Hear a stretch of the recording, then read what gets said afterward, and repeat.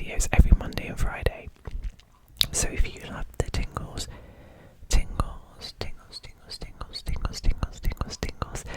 then please do hit that subscribe button, because you are in the right place. How is everyone's week? How are you all doing? I finally have been able to start my Christmas shopping, so I've pretty much done my nieces. They're just in the boxes. I've not got them out or anything. There's a few more presents on the way. I have spoiled them as per usual. I've got everything on their list, but one thing which I need to order.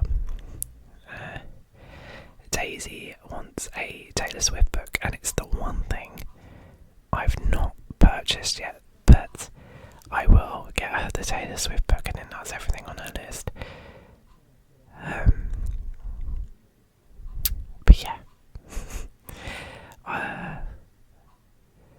But yeah, so their stuff has been arriving. I've bought them both clothes as well, but I got them some stuff from H&M. H&M were having this thing on their app where you could get 15% off. I don't know if that's still live anymore, but I bought a load of clothes for them. So they've got some winter stuff, and yeah, but that's not arrived yet. I wonder if that should arrive tomorrow. I've got tomorrow off, so I'm here for it anyway. And my mum and stepdad are off this week. They've been putting up the Christmas decorations. So yes, we are one of those families that have gone early with Christmas this year. But normally we don't do Christmas decorations this early. Normally they wait until my birthday before we put any decorations up, because Mum's always like, she wants me to have my birthday and then she'll do Christmas pretty much the next day. It's normally like the first weekend of December, or sometimes the last week of November. It depends on how it all finishes. But Mum has got really excited, so we're going for Christmas now. But it's looking good, it's looking festive, so it's all good. It's 15 days until my birthday.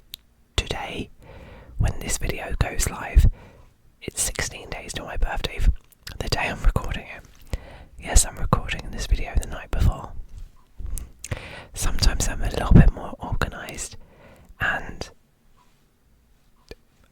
it's already uploaded and scheduled, and other times it's the night before.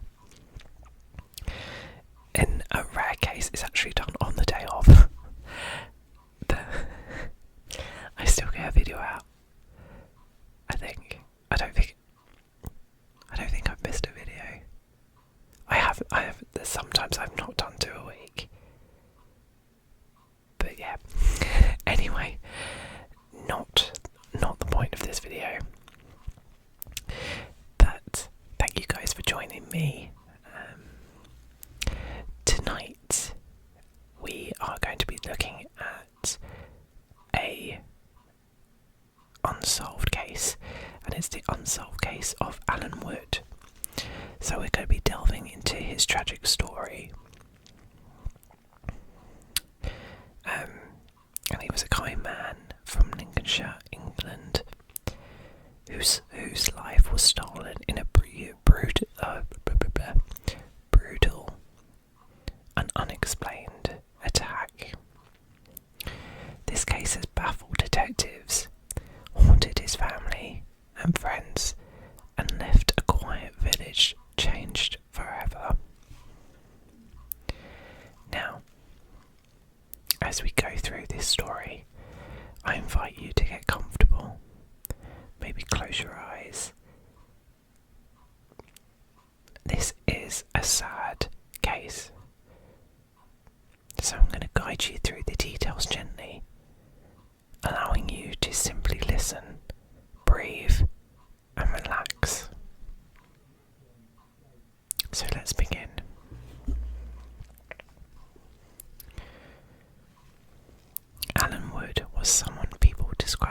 as a gentle giant.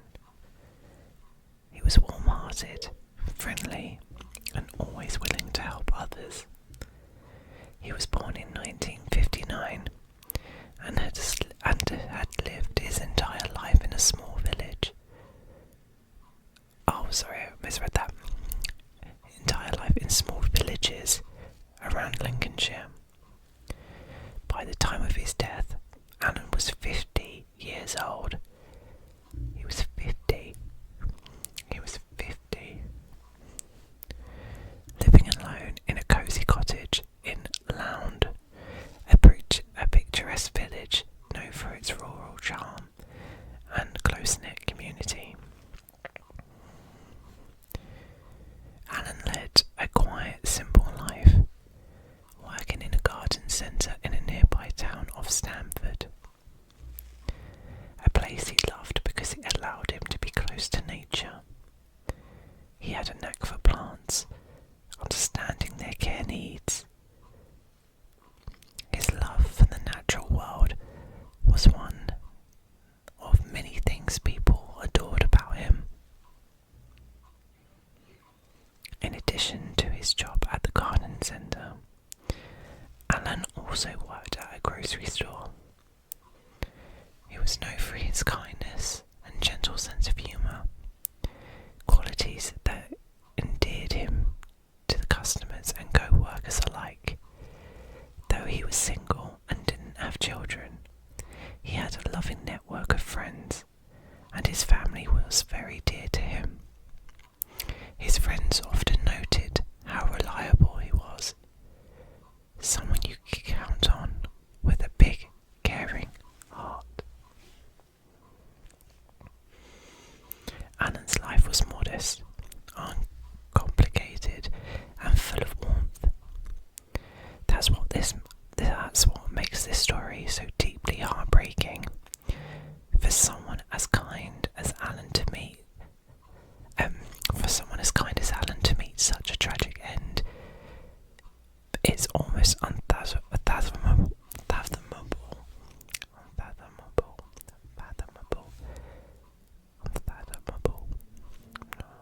Not sure if I'm saying that right. Again, it's one of those words, the more you say it, the more it sounds wrong.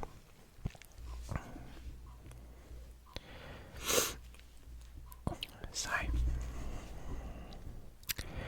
on October 24th, 2009, Alan's friends and co-workers started to worry. He hadn't shown up for work and no one could get hold of him. This was unlike Alan. He was dependable, and if he ever missed a shift, he would call in advance. After calling his phone and receiving no response, his friends felt a sense of dread. They reached out to the police, who agreed to check in on him.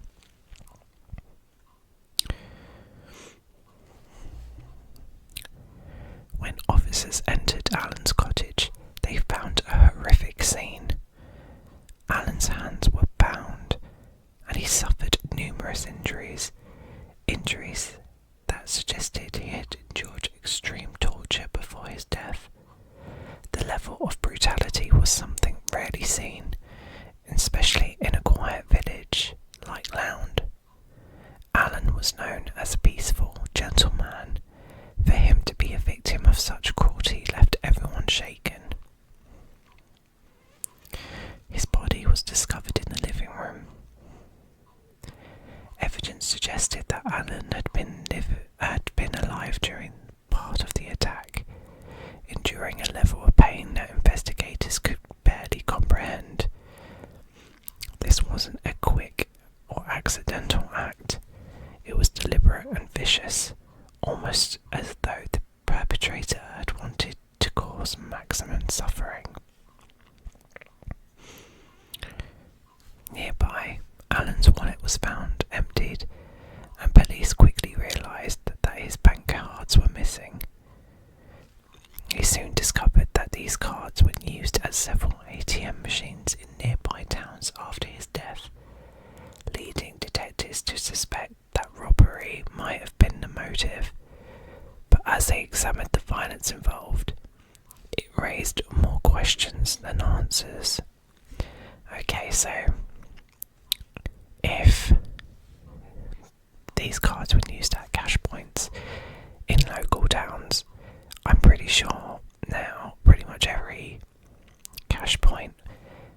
CCTV, although this is 2009, I'm pretty sure there still would have been CCTV either in the machine or near the machine.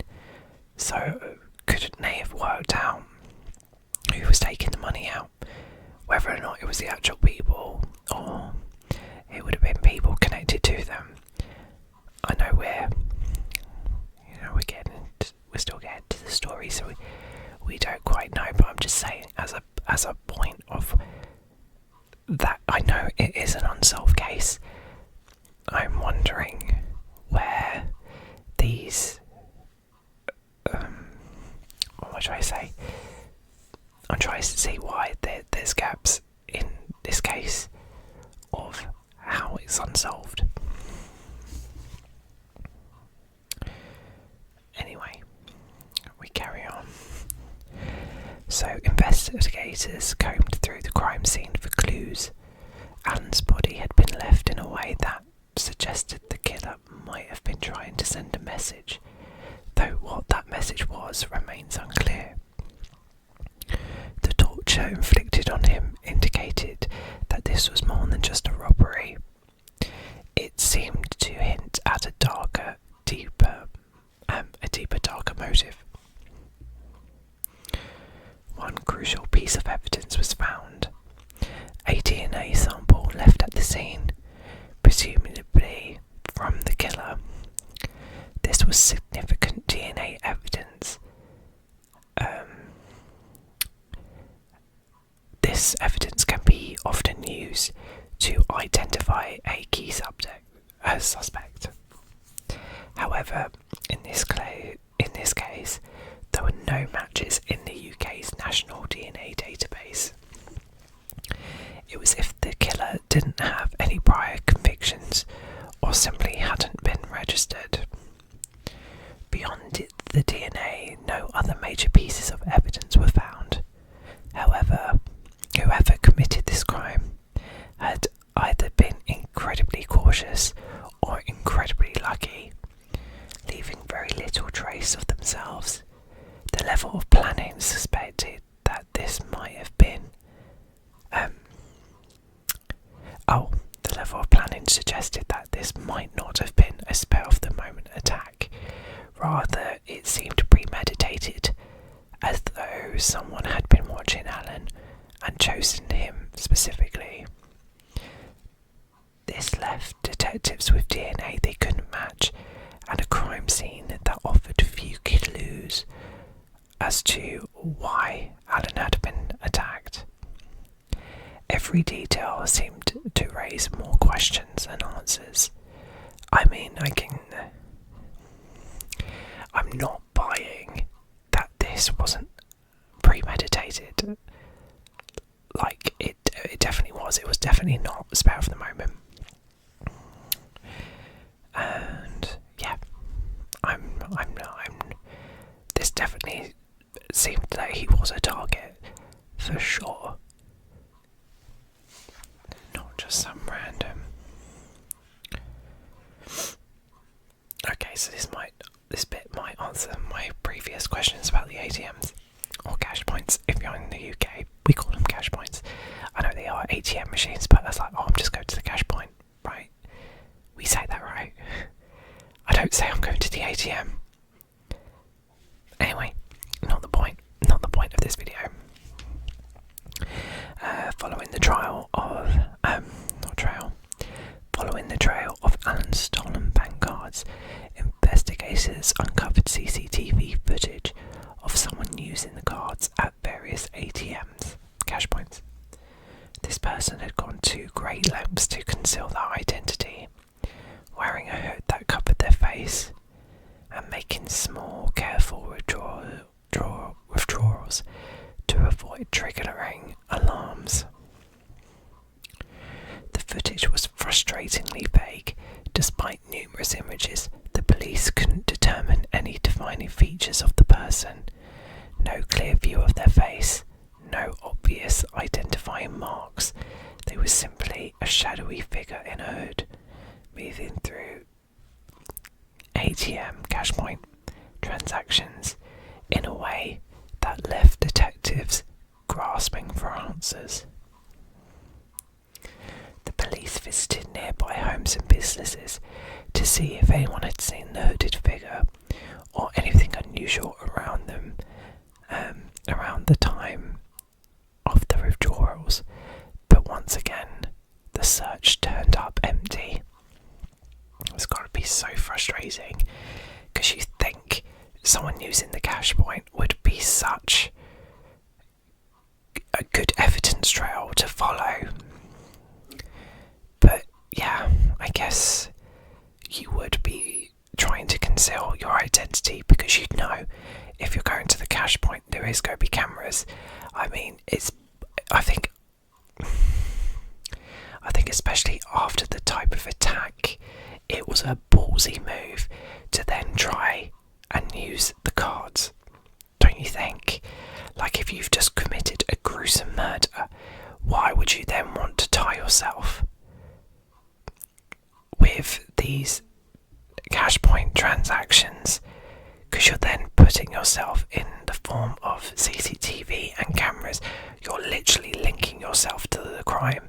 Now, yes, the person at the cash point has got lucky because no one's been able to identify them, and yet the killer's DNA has also not been a match on the UK database. So again, they have got away with that. They've got very lucky, but it only takes that one slip up and they could have been uncovered.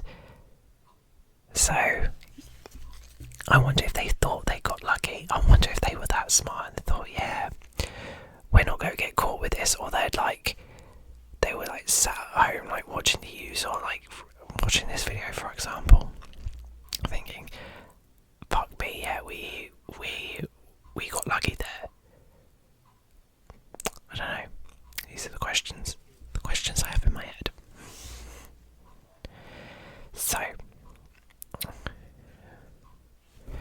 why would anyone want to do this to Alan Wood?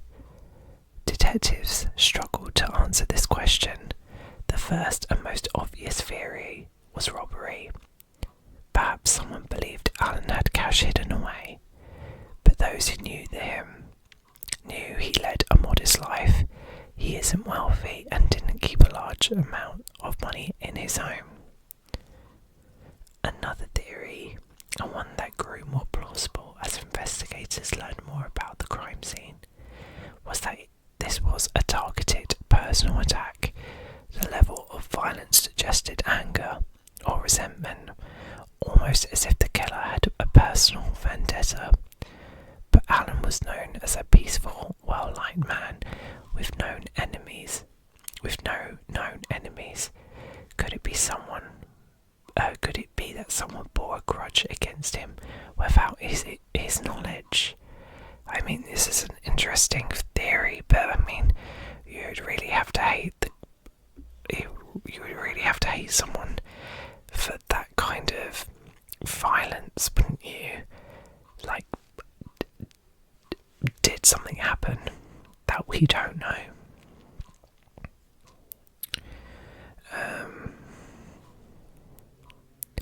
There's also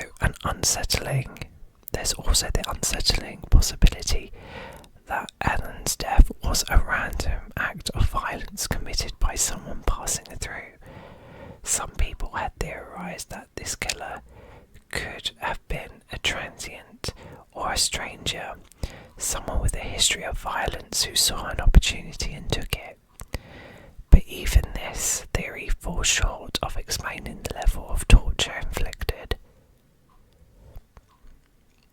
And then finally, some have wondered if Alan could have witnessed something he wasn't meant to see, something that put him in danger. Was there a secret he unintentionally uncovered? Or was it a case of mistaken identity? But again, no evidence has surfaced to suggest that Alan was involved in anything dangerous. Each theory, each idea raises more questions. None of the possible motives seem to fit fully. leaving Alan's family and investigators with only speculation and few answers.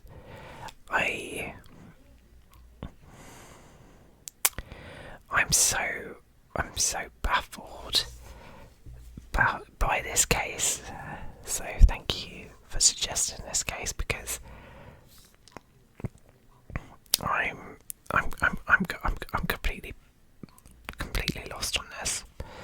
So, as the investigation stalled, police turned to the public, hoping that someone somewhere might recognise the person in the ATM footage or other information that could help solve this mystery. They've even increased the reward for information, hoping it would encourage someone to come forward. But despite extensive media coverage and appeals, no one has come forward with useful information. It's as if the killer vanished without a trace, leaving only heartache and unanswered questions. The killer is out there somewhere. They have not vanished without a trace, and they have got lucky. And it'd be interesting if they were ever caught, whether or not they've committed any other crimes. Because the thing I'm thinking is, if you've committed such a crime, would it really be your first time in doing something like that? Because you'd have to either have watched a lot of true crime cases or have a really good knowledge of what not to do when you're committing murder, basically. Again, the fact they used the cards, I am going to go out on a limb and say that it was the person committed the murder, then went and tried to get the money out. I'm just going to put it out there. I am going to say it, because there is that kind of thing that, you could steal cards and then sell them on, which again, that is a possibility. But I don't know. I feel like with this case, I'm going out on the limb and saying it was the same person, or the same person was connected to the crime. What do you guys think? And I don't think they wouldn't have committed any other crimes. I think they would have committed more, so maybe not murder, but if they were ever caught, I feel like there'll be other cases to tie to them. So, more than a decade later, Alan's case remains unsolved, but it hasn't been forgotten. His DNA profile is still in the police database waiting for a match, and there's hope that advancements in technology or new evidence may one day lead to answers. I really hope this case gets solved. I'm sure there'll be a DNA match at some point. It is just a matter of time. And I know we're over a decade long, but there are advancements in technology every single day, and the way we look at DNA and stuff like that changes all the time. So I'm positive that this case will bring up new evidence at some point. I just hope sooner rather than later. Each year, Alan's family and friends remember him and hold on to the hope that justice will come. His memory lives on in their hearts, and a reminder of a kind soul taken too soon. I really hope they get the answers and the justice they need. Because this attack sounds horrific, and the suffering Alan went through unnecessarily it doesn't make sense. It's not. The whole thing's baffling. But I think that's the same with all cases, isn't it? Really, like a lot of these cases, you think, like, how has that happened? Like, that makes no sense. But yeah, we're talking about the end of these people's lives, though.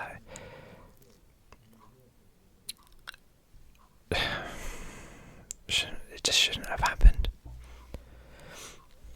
But thank you so much for your suggestion.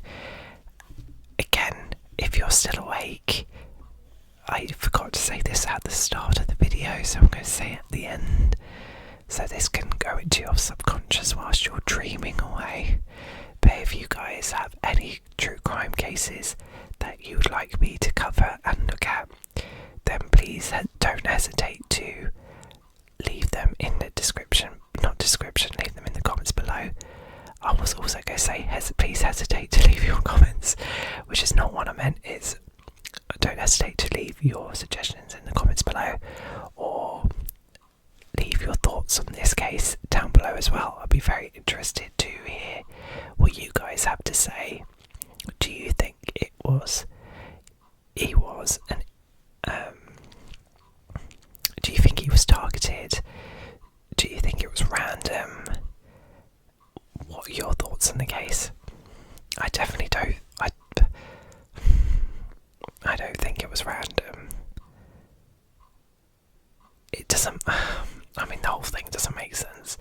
It doesn't make sense for it to be random, but then at the same time, there's not really any evidence to suggest that there would be a reason why someone would be out to get him. So, yeah. I look forward to hearing your thoughts, and thank you for being here.